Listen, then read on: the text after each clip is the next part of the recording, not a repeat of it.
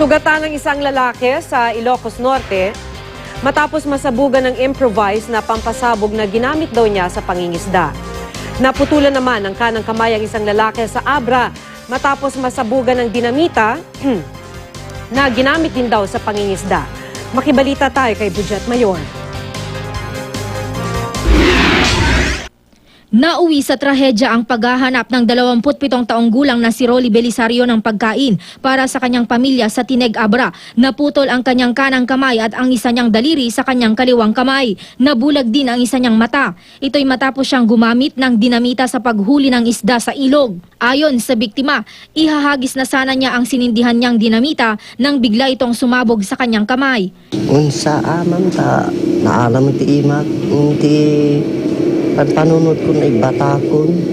Ito raw ang unang pagkakataong gumamit ng dinamita sa pangingisda ang biktima. Kinailangan ring putulin ang kanang kamay ng 46 na taong gulang na si Froilan Roseles dahil sa paggamit din ng pampasabog sa pangingisda sa Vadok, Ilocos Norte. Ayon sa pulisya, naginuman ang biktima at iba pa niyang kasamahan bago pumunta sa ilog. Hindi raw niya agad nabitawan ang pampasabog kaya sa kamay niya ito sumabog.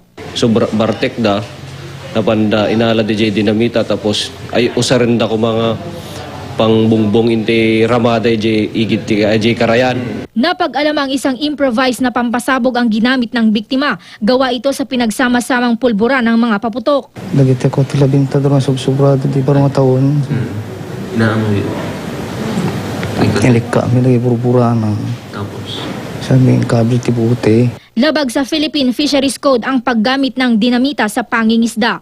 Bridget Mayor, Nagbabalita, Pilipinas.